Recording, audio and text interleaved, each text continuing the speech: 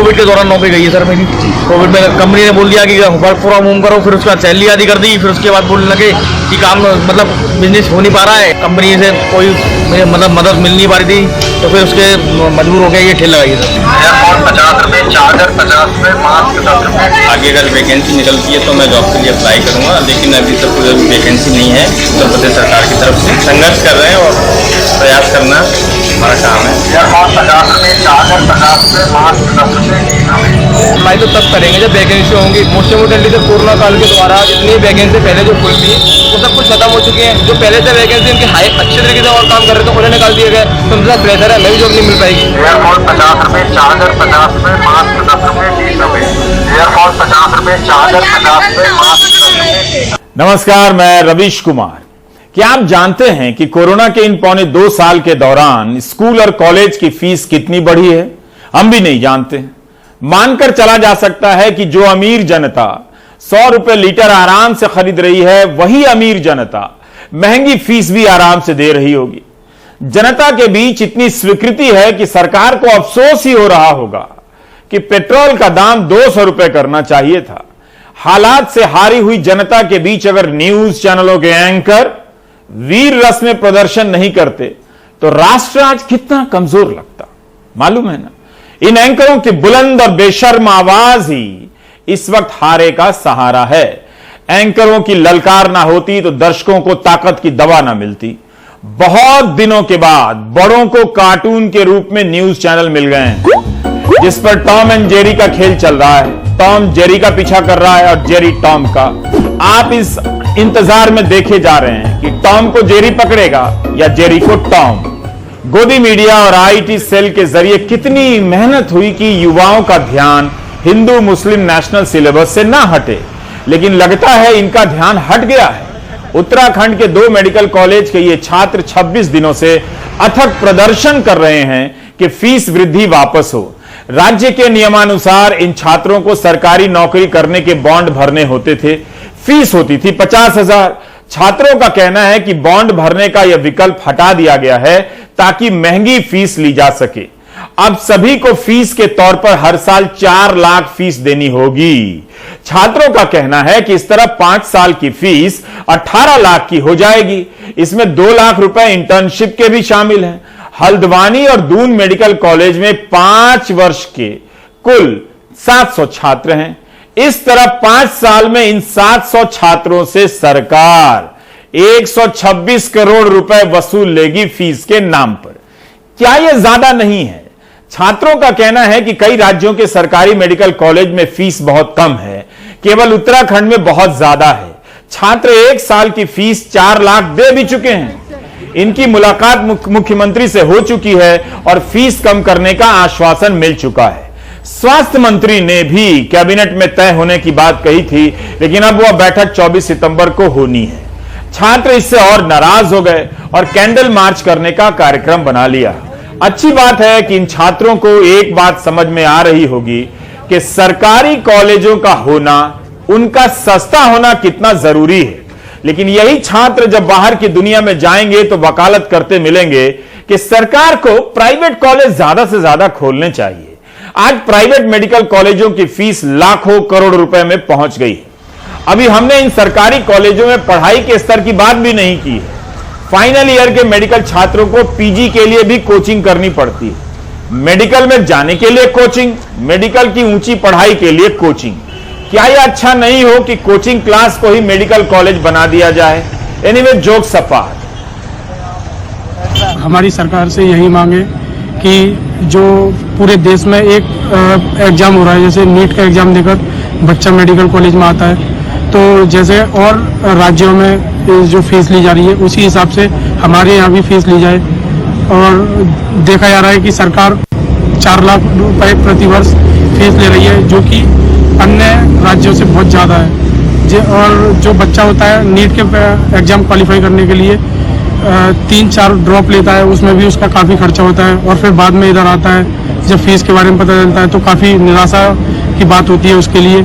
अगर सरकार ने ऑल इंडिया के लिए, मतलब पूरे देश के लिए अगर एक ही तरीके का पेपर बनाया है नीट, तो उसके हिसाब से भी फीस वैसी होनी चाहिए।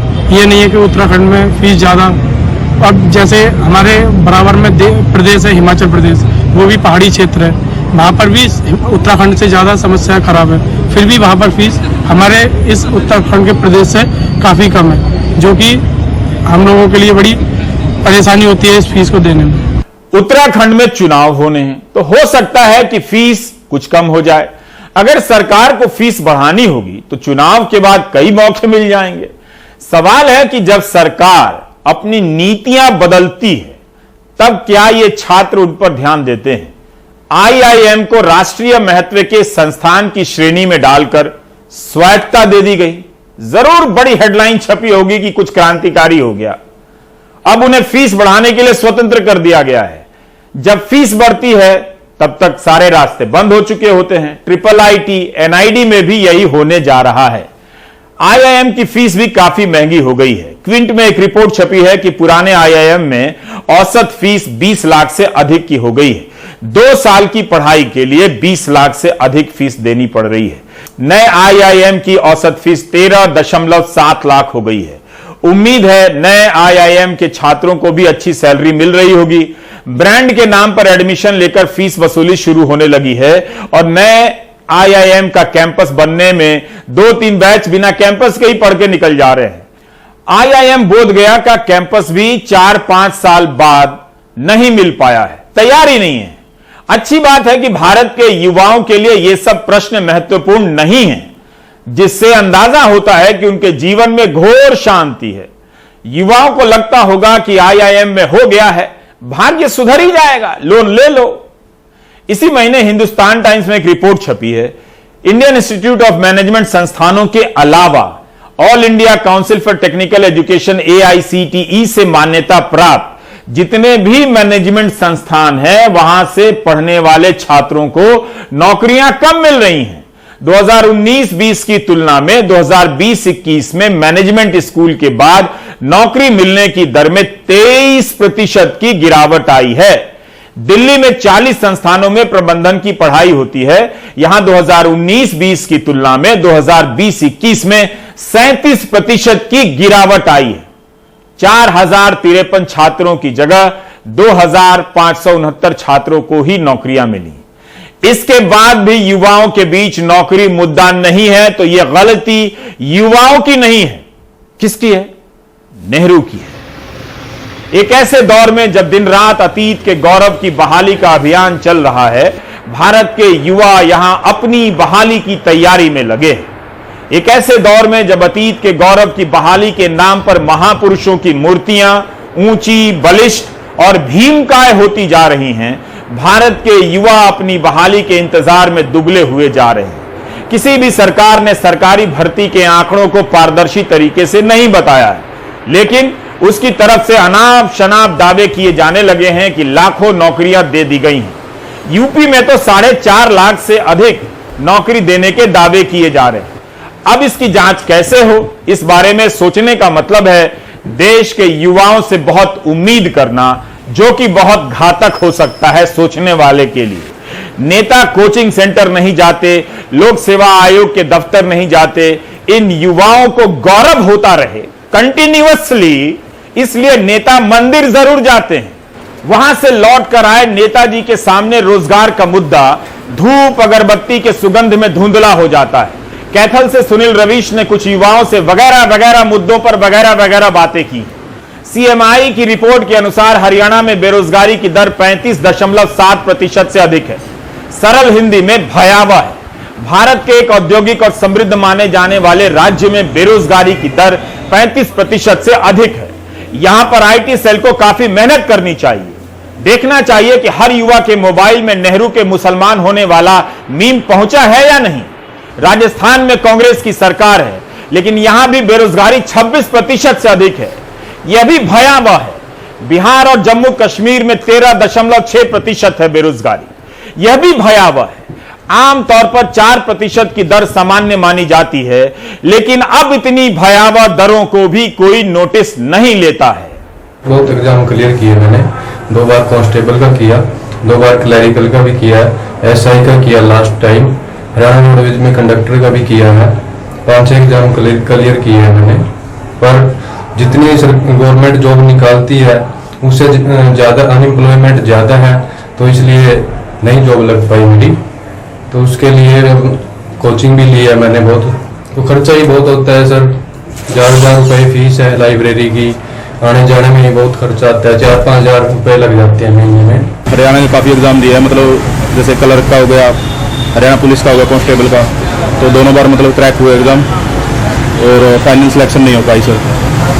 किस रीजन से नहीं हो पाई सर? जैसे कुछ तो मतलब सरकार की तरफ से ऐसा हुआ कि जॉब से नहीं इतनी निकली पाई जिससे मतलब कैंडिडेट मतलब सेलेक्ट हो सके, किसी न किसी कारण से मतलब रह जाते थे सर। और सबसे बड़ा मेन कारण यही था कि जॉब पूरी मात्रा में नहीं थी सर। कोचिंग के लिए सर पहले तो मतलब CGL के लिए दिल्ली गए हुए थे, दिल्ली भी रहे हैं तो 2-3 साल, उसके बाद कुछ यूनिवर्सिटी भी रहे हैं सर, और कैथल भी आते जाते हैं, काफ़ी खर्चा हो जाता है सर। जैसे एग्जाम भी देने जाते हैं वहाँ भी मतलब बस वगैरह का, बाइक वगैरह का मतलब सारा खर्चा हो जाता है बहुत, और मिडिल परिवार से बिलोंग करते हैं सर, इतना भी नहीं है। जो चीज नहीं है उसकी तैयारी करने में भारत के युवाओं का जवाब नहीं है। हर तरह से दिख रहा है कि प्राइवेट और सरकारी सेक्टर में अच्छी नौकरी नहीं है, लेकिन भारत का युवा हर तरह से कोचिंग में पैसे लगाए जा रहा है। जुलाई महीने में, इसी जुलाई की बात कर रहा हूं, बेरोजगारी की दर 6.95% थी, अगस्त में बढ़कर 8.32% हो गई। Centre for monitoring Indian economy CMIE के आंकड़े बता रहे हैं कि संगठित क्षेत्र के रोजगार खत्म हो रहे हैं। 2020 में संगठित क्षेत्र की आधी नौकरियां असंगठित क्षेत्र में चली गईं, अनौपचारिक हो गई। यह बात इसी अगस्त में आई संसद के स्थायी समिति के रिपोर्ट में भी लिखी गई है, CMIE का हवाला देते हुए। इसका मतलब यह नहीं कि भारत के युवा प्राइम टाइम देखते हुए जागृत हो जाए, नेवर, बिल्कुल ऐसा ना करें, बल्कि यह जो समय है वो आराम से सोने और जागने पर, अतीत पर गौरव करने का समय है, उसमें व्यतीत करें। You get my point. Delivery boy कम से कम पैसे में अधिक से अधिक सामान लादकर घर पहुंचाने का यही एक काम बचा है जो इन दिनों मिल रहा है। इन बाइक सवार डिलीवरी बॉय की पीठ पर अर्थव्यवस्था का बोझ है या उनके जीवन का हिसाब करना मुश्किल है। घटिया जगहों में भी हाउसिंग सोसाइटी में रहने वालों का गौरव भाव देखिए। उनकी इतनी ठसक हो गई है कि डिलीवरी बॉय के लिए लिफ्ट के इस्तेमाल की मनाही होने लगी है। इन्हीं सोसाइटी वालों को जब बिल्डर ठगता है तो अंधेरा छा जाता है इनके सामने, लेकिन डिलीवरी बॉय को देखते ही ये दादा बन जाते हैं कि लिफ्ट में नहीं जा सकते। कोई नेता इसकी बात नहीं करेगा कि पिछले 7 साल में संगठित क्षेत्र की अच्छी सैलरी वाली नौकरियां बढ़ी हैं या गायब हो गई, या असंगठित क्षेत्र की कम सैलरी वाली नौकरियां आई हैं। महेश व्यास ने लिखा है कि हर तरह का काम सम्मान का पात्र है, लेकिन कोई देश नहीं चाहेगा कि ऊंची उत्पादकता, अच्छी सैलरी वाली नौकरी की जगह कम उत्पादकता, कम सैलरी वाली नौकरियां बढ़ती चली जाएं। यही हाल खेती का भी है। लोग शहरों की फैक्ट्रियों का काम छोड़ गांव की तरफ जा रहे हैं। खेती के पास भी इनके लिए काम नहीं, तो मजबूरी में ये लोग कम पैसे में कुछ भी कर रहे हैं। चुनावों के समय बेरोजगारों के खाते में 2,000 से लेकर 5,000 देने की होड़ मची रहती है, लेकिन कोई पार्टी ये वादा नहीं करती कि कितने युवाओं को नौकरी देगी। कोई नेता रोजगार पर बात नहीं करता, और युवाओं के प्रिय नेता तो बिल्कुल बात नहीं करते। युवाओं को नेताओं से अतीत के गौरव की बहाली चाहिए, अपनी बहाली नहीं तो कोई क्या कर सकता है। महेश व्यास ने लिखा है कि 2017-18 के पहले बेरोजगारी की दर 3% हुआ करती थी, लेकिन अब 7-8% की दर सामान्य लगने लगी है। लोगों को लगता है कि बेरोजगार है तो उसकी अपनी कोई कमी होगी, आर्थिक नीतियों की नहीं। लोग काम भी कम मांगने आ रहे हैं। 2019-20 में भारत में जितने लोगों को काम मिल रहा था, आज उससे 1 करोड़ कम लोगों को काम मिल रहा है। क्या आप इसी सुपर पावर भारत का इंतजार कर रहे थे? भारत के युवाओं के सामने पहाड़ जैसी मुश्किलें हैं। नौकरी नहीं है, और है भी तो बहुत कम पैसे की। उन्हें यकीन दिला दिया जाएगा कि उनमें स्किल की कमी है, ये लायक नहीं है, ताकि उनका ध्यान आर्थिक नीतियों की विफलताओं पर ना जाए। Centre for monitoring Indian economy CMIE के महेश व्यास हमारे साथ जुड़ रहे हैं इस पर बात करने के लिए। महेश जी, मेरा पहला सवाल सैलरीड जॉब को लेकर है। आपने भी कई बार कहा है, लिखा है कि 2019-20 की तुलना में इसकी स्थिति बहुत खराब है। थोड़ा हम इसके बारे में समझना चाहते हैं कि किस लेवल की सैलरीड जॉब चली गई है, क्या सैलरी में भी आप गिरावट देख रहे हैं? 2019-20 की तुलना में यदि हम सबकी नौकरियां देखें, सैलरीड एम्प्लॉइज है, बिजनेस पर्सन्स है, एग्रीकल्चरलिस्ट है या डेली वर्कर्स हैं, तो ये 4 प्रमुख किस्म के रोजगार हैं।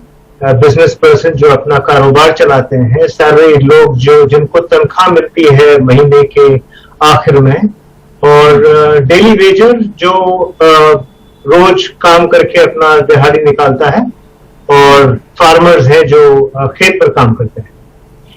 इन सब में से सबसे ज्यादा नौकरियां जो गई है वो सैलरीड वर्कर्स की ही गई है। तो सबसे ज्यादा जो लास्टिंग चोट लगी है वो सैलरीड लोगों को लगी है। जितनी नौकरियां गई थी डेली वेज वर्कर्स की वो आ गई, और जो फार्मर्स हैं उनकी तो नौकरियां बढ़ गई, क्योंकि लोग जिनको नौकरी नहीं मिली या नौकरी जिनकी छूट गई सैलरीड जॉब्स में या डेली वेजेस में, वो सारे खेती करने चले गए, तो फार्मर्स की संख्या बढ़ गई। लेकिन इसके बाद फाइनल टैली में, फाइनल तुलना में यह नजर आता है कि सबसे ज्यादा मार सैलरीड एम्प्लॉयज ने खाई। क्या आपको लगता है कि जो नौकरियां सैलरीड वाली गई थीं और जो थोड़े बहुत वापस आई हैं, उसमें पुरानी सैलरी पर लोग आए हैं या सैलरी में भी गिरावट आपने देखी है? वेजेस यानी कि सैलरीज में भी गिरावट है। तो एवरेज वेजेस जो हैं वो काफी कम हुई है, काफी रिकवरी भी है उसमें, लेकिन पहले तो बहुत ज्यादा गिरावट थी। सो एवरेज वेजेस जो है वो कम हुई है सैलरीड वर्कर्स की। सो दोनों तरफ से मार पड़ी है। टोटल सैलरीज कम हो, टोटल जॉब्स कम हो गई है और एवरेज सैलरीज भी कम हो गई। आपने लिखा है कि नौकरी देने की जो क्षमता थी वो एग्जॉस्ट हो चुकी है। जितनी नौकरी गई और जो वापस आई, लेकिन अब उसके बाद एक ठहराव सा आ गया है। और इसी से जुड़ा एक सवाल और है कि पुरानी नौकरी ही वापस नहीं आई, तो क्या यह माना जाए कि नई नौकरियां भी नहीं आ रही हैं मार्केट में? नौकरियां तो रोज ही आती हैं, लेकिन नेट बेसिस पर, यानी कि कुछ नौकरियां आई और कुछ नौकरियां चली गई। कहीं पर कोई कारोबार ठप हो गया तो नौकरियां चली गई, कहीं पर किसी ने नया कारोबार किया तो उन्होंने लोगों को हायर करना शुरू किया। लेकिन नेट बेसिस पर नौकरियां नहीं आ रही। नेट बेसिस पर सैलरी जॉब्स जो है वो घट रही है, और ये बात है कि नई नौकरियां, नए रोजगार के जो तरीके होते हैं, जो होते हैं रोजगार के, वो नहीं आ रहे हैं। तो पहले जो लॉकडाउन हुआ था अप्रैल में, बहुत जबरदस्त गिरावट हुई थी रोजगारी, लेकिन वो बहुत जल्दी उसमें सुधार भी हो गया और एक स्तर पर आकर के वो सुधार रुक गया। उसके बाद में सुधार नहीं हो रहा। तो सितंबर 2020 से लेकर के अगस्त 2021 तक देखें तो मुश्किल से 50,000 एडिशनल नौकरियां आई हैं, सब मिलाकर के, मतलब कि एग्रीकल्चर में या सैलरी जॉब्स में या बिजनेस में या डेली वेजेस में, कुल मिलाकर के 45,000 से भी कम रोजगार के अवसर मिले हैं लोगों को साल भर में। तो ये तो एक प्रकार से थकावट ही हुई ना, एक बहुत बढ़िया रिकवरी के बाद में फिर सब ठप हो। ये तो भयावह है। लेकिन अगर आप एक रोजगार खोजने वाले नौजवान की तरह इन आंकड़ों को देख रहे होते तो क्या महसूस करते?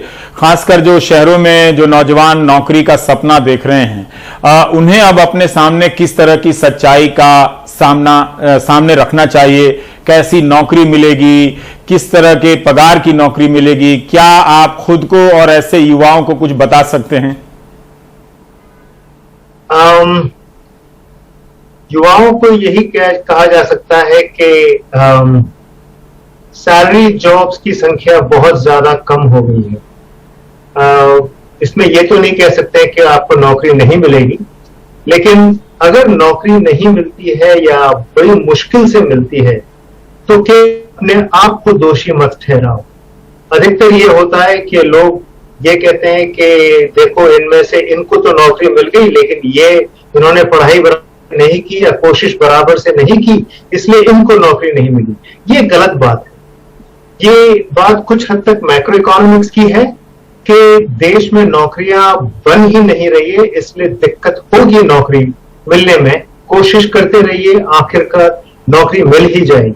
लेकिन एक और बात है कि अगर मैक्रो इकोनॉमिक हालात सुधर भी जाएं, तब भी ये बात नहीं रहेगी कि एक बार नौकरी मिल गई तो पक्की नौकरी है और फिर आप उम्र भर ऐश करते रहें। ऐसा नहीं होने वाला है। आपको लगातार अपने स्किल्स पर ध्यान देना होगा, लगातार अपने आप पर इन्वेस्ट करना होगा ताकि आपकी नौकरी कायम रहे और समय के अनुसार आप अपने स्किल्स को भी मजबूत करते रहें। मतलब जो व्हाट्सएप यूनिवर्सिटी में हमारे युवा लगे हुए हैं, उन्हें अब ये समझ लेना चाहिए कि काफी कुछ बदल गया है जॉब मार्केट में, जो संभावनाएं खत्म हो गई हैं। ये तो भयावह है किसी भी नौजवान के लिए जो बीए, एमए या इंजीनियरिंग की पढ़ाई कर रहा है या मैनेजमेंट की पढ़ाई कर रहा है, जो साधारण नौकरी की भी अगर उसके सामने उम्मीदें बंद हो जाएं, वो क्या करेगा फिर? पहली बात तो ये है कि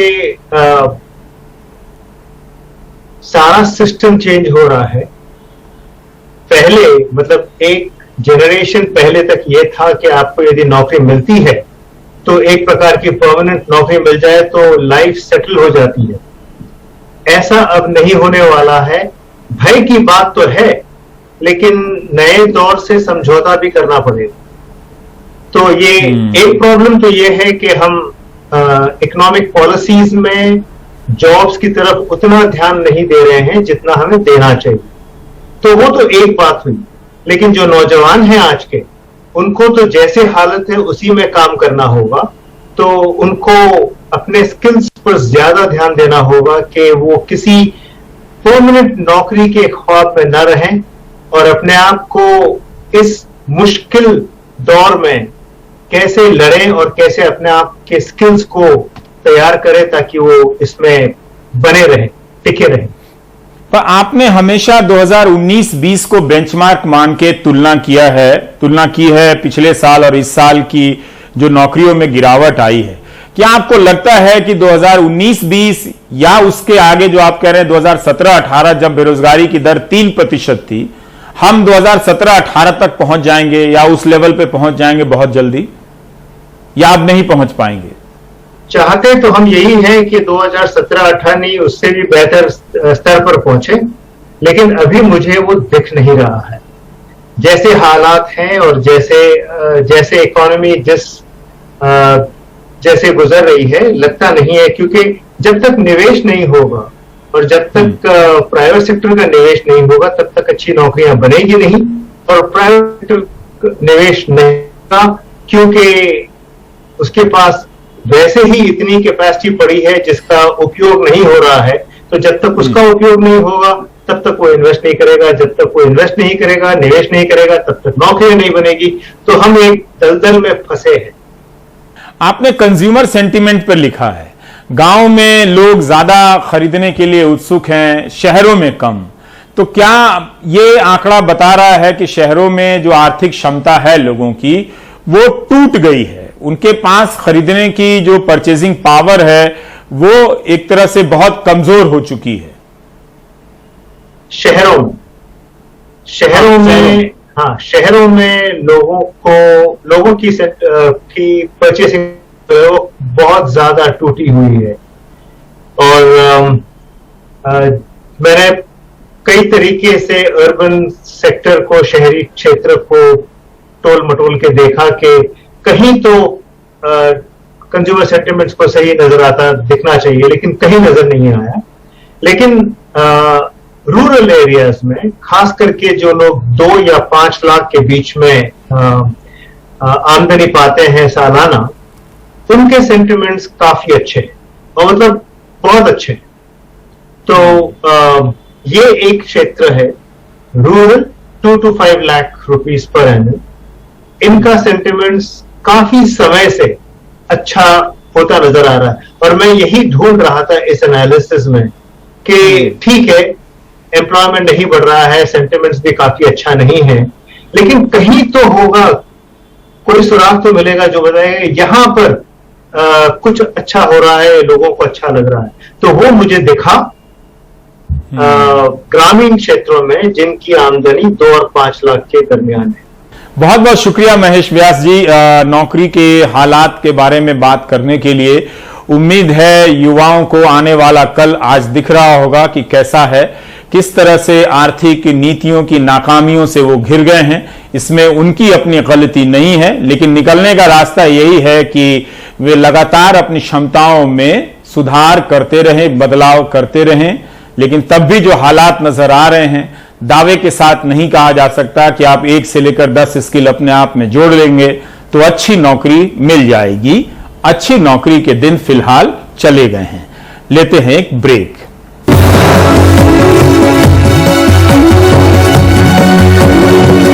देश में इन दिनों किसान आंदोलन सुर्खियों में है। हर सरकार बढ़ चढ़कर किसान हितैषी होने का दावा कर रही है, लेकिन हकीकत क्या है? सरकारों को किसान या कृषि विभाग की कितनी फिक्र है, इस खबर से समझिए जो अनुराग द्वारी ने भेजी है।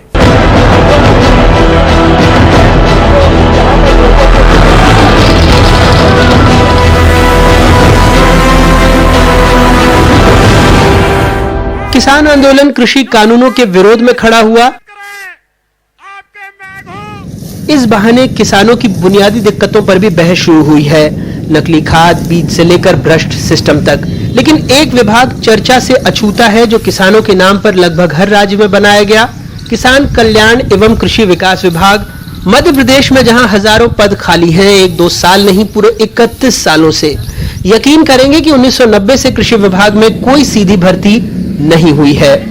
वैसे कुछ दिनों पहले कृषि विभाग की कुछ परीक्षाएं हुई थी, लेकिन मामला धांधली में फंसा। एनडीटीवी ने इसे उजागर किया तो सरकार को परीक्षाएं निरस्त करनी पड़ी। कुछ मामले कोर्ट में लंबित हैं। सरकार ने वैसे हाई कोर्ट में लंबित 3 मामलों को छोड़कर बाकी सभी विभागों में 27% ओबीसी आरक्षण के साथ भर्ती प्रक्रिया शुरू करने की बात भी कही है। निश्चित रूप से जो भी जहां पर भी 3 परीक्षाओं को छोड़कर जहां पर भी पद खाली है, हम लोग उन पदों को भरेंगे। आलम यह है कि सरकारी आंकड़ों के मुताबिक कृषि विभाग में 14,572 स्वीकृत पद हैं, जिसमें से सिर्फ 8,132 ही भरे हैं। कुछ अहम पदों की बात करें तो अपर संचालक के स्वीकृत पद 11 हैं, 5 पद भरे हैं, 6 खाली हैं। संयुक्त संचालक के 22 पद हैं, 5 पद भरे हैं, 17 खाली हैं। उप संचालक के 143 पद हैं, 90 पद भरे हैं, 53 खाली हैं। सहायक संचालक के 736 पद हैं, 474 भरे हैं, 262 खाली हैं। वरिष्ठ कृषि विभाग अधिकारी यानी एसएडीओ जो ब्लॉक स्तर पर कृषि विभाग की कमान संभालते हैं, उनके स्वीकृत पद 759 है, लेकिन नियुक्ति सिर्फ 456 पर है, 303 खाली हैं। एडीओ के 1253 पद हैं, 432 भरे हैं, 821 खाली हैं। सबसे अहम गांव-गांव तक कृषि विभाग की योजनाओं को पहुंचाने वाले ग्रामीण कृषि विस्तार अधिकारी आरएईओ के 6,371 पद हैं, सिर्फ 712 भरे हैं, 5,659 पद खाली हैं। मध्य प्रदेश की सरकार, शिवराज जी की सरकार किसानों के वेलफेयर के लिए कई अच्छे भाषण देती है, कई अच्छे जुमले देती है, पर जमीनी हकीकत बहुत अलग है। आप समझिए कि मध्य प्रदेश में जो एक्सटेंशन का काम होना चाहिए, किसानों तक योजना पहुंचना चाहिए, टेक्नोलॉजी पहुंचना चाहिए, प्रोडक्शन की तकनीक पहुंचना चाहिए, उसके लिए कृषि विभाग है। उस कृषि विभाग में पद ही नहीं है। एक जिले में जहां 10 से 15 लोगों की जरूरत है, वहां 2 लोग बड़ी मुश्किल से मिल रहे हैं। ऐसे में ये लोग कैसे खेती का विकास करेंगे? ऐसे में पूरी जो व्यवस्था है वो चरमराई हुई है। मध्य प्रदेश में 51,000 से ज्यादा गांव हैं, यानी एक आरएईओ के कंधे पर 73 गांवों की जिम्मेदारी है। इन 31 सालों में लंबे समय तक मध्य प्रदेश में कभी कांग्रेस तो कभी बीजेपी सत्ता पर काबिज रही, लेकिन ये आंकड़े बताते हैं किसानों की दुर्दशा को। आज किसान सड़क पर हैं तो मीडिया में सुर्खियों पर हैं, लेकिन काश उन वजहों को भी तलाशा जाता, उनके बारे में बताया जाता, जिसकी वजह से देश का अन्नदाता खेत खलिहान छोड़कर सड़क पर उतरने को मजबूर है। भोपाल से कैमरा पर्सन रिजवान खान के साथ अनुराग द्वारी, एनडीटीवी इंडिया। आप देख रहे थे प्राइम टाइम। नमस्कार।